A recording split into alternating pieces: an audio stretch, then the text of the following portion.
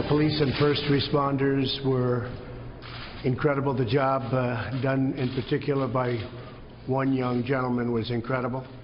And I got to meet him, and he was very brave. All right, that was President-elect Donald Trump speaking earlier about the Ohio State terror attack. Meanwhile, President Obama continues to mislead you, the American public, about the rise of ISIS. Let's take a look. The rise of the Islamic State surprised you. It took you by surprise. It took the administration by surprise. The ability of ISIL to initiate major land offenses, that was not on my intelligence radar screen. That's impossible. How could they not be on his radar screen?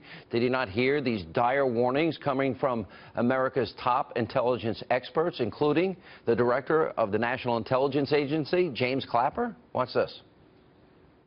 In Syria, what's going on there is in maybe some respects, a new Fatah force.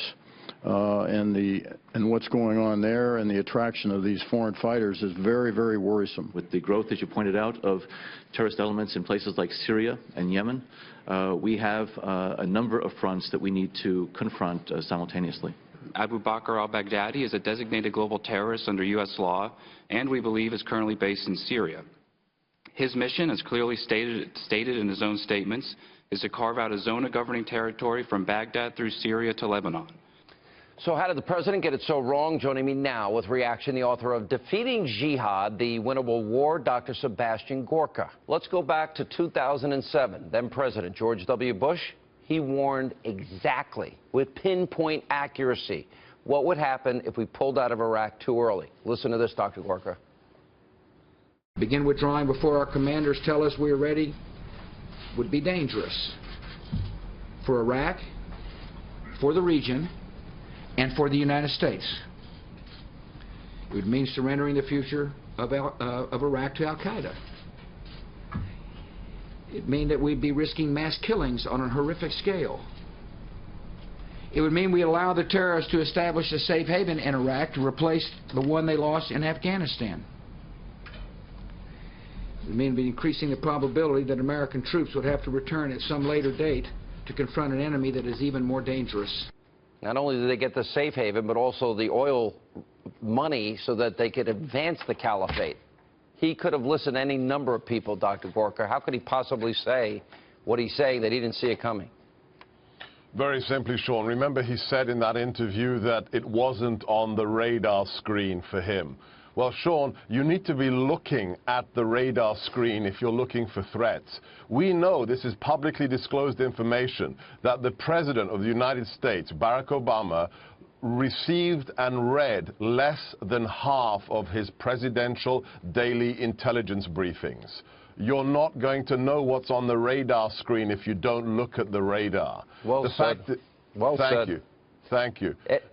Go ahead. No. Well, as late as 2014, he referred to ISIS as the JV team.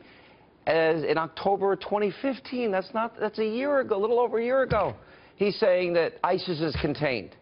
What Alice in Wonderland world is he living in? He said ISIS is contained, and Secretary Kerry said that we are winning this war 3 days before the San Bernardino attack. That was the largest attack on U.S. soil until the Oklahoma massacre. The fact is, this administration has allowed politics to trump national security and the safety of Americans. Remember, Sean, when this senator from Illinois that nobody heard of ran for president, he had a very simple bumper sticker. He said, Afghanistan is the quote-unquote good war and Iraq is the bad war, which meant when he became president, he was locked in ideologically to ending the war in Iraq and pulling our troops out before we'd actually finished the job. He allowed his political commitment and his ideology to trump the actual execution of the mission. Because in my analysis of the history of war, you can only win by actually destroying the enemy. Removing your troops from the battlefield is not the definition of victory, but President Obama thinks it is. Did you meet with President-elect Trump, and is there any chance you might join his administration? I'm in regular contact with General Mike Flynn, his national security advisor. I'll be in New York later this week, but I haven't seen Mr. Trump since last year. So fingers crossed, we'll see what happens. All right, Dr. Gorka, I think you'd be a great addition, my humble opinion. Thank you, sir.